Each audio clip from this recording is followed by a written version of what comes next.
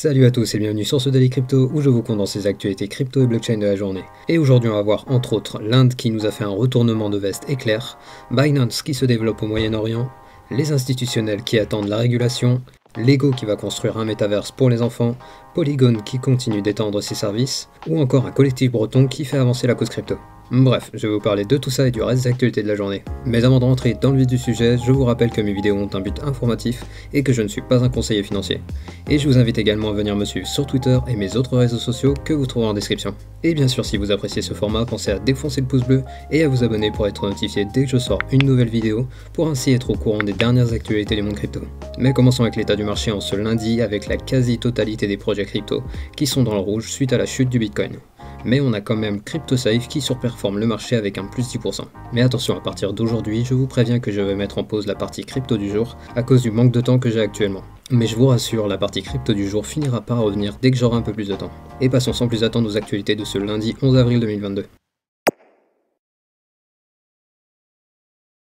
On débute les actualités du lundi avec, comme vous le savez déjà, un Bitcoin qui corrige malgré les nombreuses bonnes nouvelles auxquelles on a eu le droit lors de la Bitcoin 2022 à Miami. Et si vous ne savez pas ce qui s'est passé durant la Bitcoin 2022, je vous invite à aller voir les 3 derniers Daily Crypto où je vous ai condensé les annonces majeures de la conférence de cette année. Mais revenons au Bitcoin avec la chute actuelle. Et si vous vous demandez d'où vient cette chute, eh bien ne cherchez pas trop loin car il suffit de regarder les marchés américains pour voir que le Bitcoin suit les cours des marchés US qui ont corrigé en ce lundi. Bref, comme vous pouvez le voir, les marchés des cryptos sont toujours étroitement corrélés aux marchés traditionnels.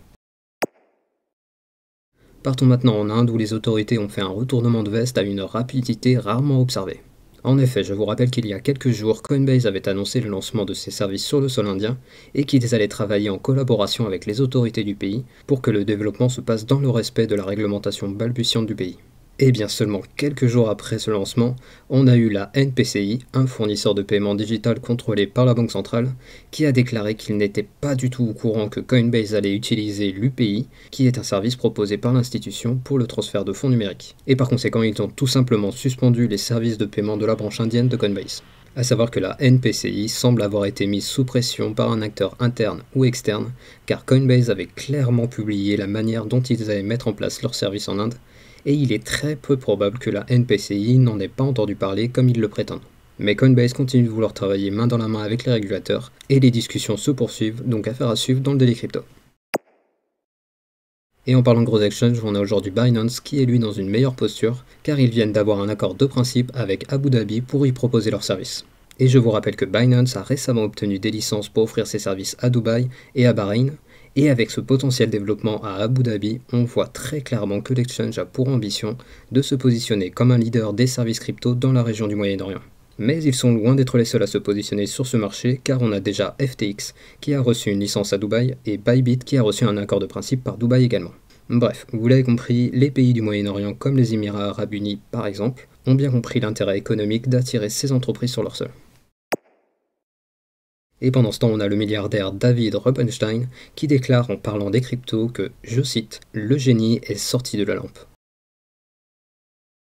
A savoir que Rubenstein est un ancien grand sceptique du secteur crypto qui estimait qu'il n'y avait aucune valeur sous-jacente dans ce domaine, mais aujourd'hui il a annoncé que certes il n'avait pas acheté de crypto, mais il a investi dans des sociétés en lien direct avec l'industrie crypto, et il a ajouté qu'il comprenait désormais la jeune génération qui pense qu'il n'y a pas vraiment de valeur sous-jacente dans le dollar ou l'euro.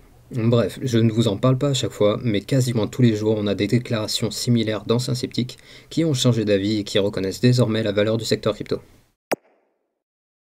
Et en parlant du point de vue des institutionnels, on a le Nasdaq qui a publié une enquête qui démontre que 72% des conseillers de fonds d'investissement seraient prêts à investir l'argent de leurs clients dans les cryptos s'ils avaient accès à un ETF spot, c'est-à-dire un produit financier qui reproduit le cours de l'actif de base. Et toujours d'après leur étude, il y aurait seulement 38% de ces conseillers qui pensent qu'un ETF spot aurait des chances d'être approuvé par la SEC cette année. Donc cette enquête démontre que la fameuse approbation d'un ETF Bitcoin spot pourrait bien être le point de départ d'une vague massive venant des gros fonds d'investissement, et cela rejoint les propos de Kevin O'Leary qui déclarait durant la Bitcoin 2022 qu'il y avait des trillions de dollars qui attendent simplement que la régulation se mette en place pour venir sur le marché crypto. Mais parlons un peu de Metaverse avec Lego et Epic Games qui ont annoncé un partenariat pour le développement d'un Metaverse. A savoir que lors de l'annonce du partenariat, ils ont annoncé que leur but était de développer un Metaverse qui sera à destination des enfants pour délivrer, je cite, Un jeu sûr et amusant pour les enfants, tout en offrant un environnement numérique immersif dans lequel les enfants pourront jouer. Et ils semblent se préparer à une vague de critiques massive, car ils ont beaucoup communiqué sur l'aspect sécuritaire, sain et family-friendly. Et pour le moment, on n'a aucune information complémentaire sur le projet, mais bien sûr, comptez sur moi pour vous tenir au courant quand on aura plus d'informations.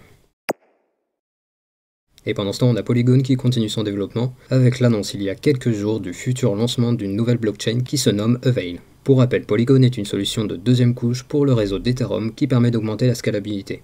Mais le projet ne s'arrête pas là car ils sont en train de travailler sur 6 autres solutions, et il y a quelques jours ils ont dévoilé Avail, qui sera spécialisé dans la disponibilité des données qui permettra une plus grande scalabilité en proposant la construction de blockchains modulaires, et le testnet devrait en théorie avoir lieu vers le deuxième trimestre de cette année.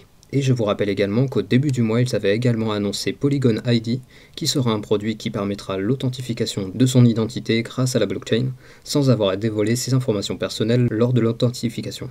Et ce service est prévu au cours du troisième trimestre 2022.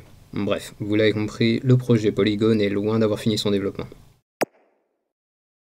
Et pendant ce temps en Bretagne, on a le collectif Brest Bitcoin qui travaille au développement et à la démocratisation des cryptos auprès des particuliers et des commerçants. A savoir qu'il s'agit d'un collectif constitué d'une dizaine de personnes et dont les cofondateurs travaillent déjà dans le secteur crypto. Et le but de leur initiative est de présenter les cryptos et la technologie blockchain aux particuliers, mais également aux commerçants pour leur permettre d'éventuellement commencer à adopter ce nouveau moyen de paiement.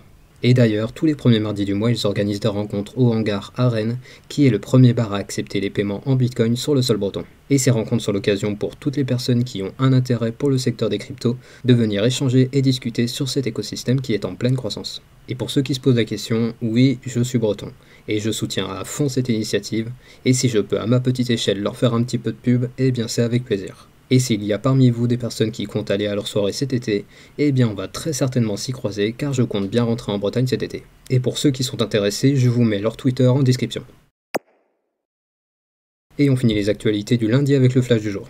Tout d'abord, on a le projet crypto Hedera Hashgraph qui vient d'annoncer la création d'un fonds de capital risque de 250 millions de dollars qui aura pour but de soutenir les projets de métaverse des entreprises qui souhaitent se lancer dans ce domaine. Et finalement, on a le premier tweet de Jack Dorsey qui a été remis en vente pour 50 millions de dollars, et je vous rappelle qu'à la base, il avait été acheté pour 2,9 millions de dollars, et le vendeur précise que 50% de la somme ira à des associations caritatives.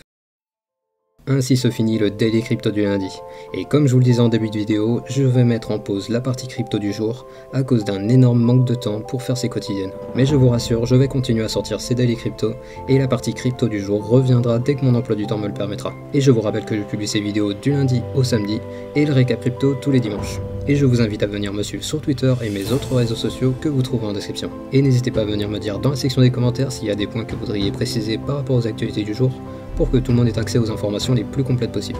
Et comme d'habitude, pensez au like pour le référencement de la vidéo et à l'abonnement pour être notifié dès que je sors une nouvelle vidéo. Et je vous dis à demain pour un nouveau Daily Crypto.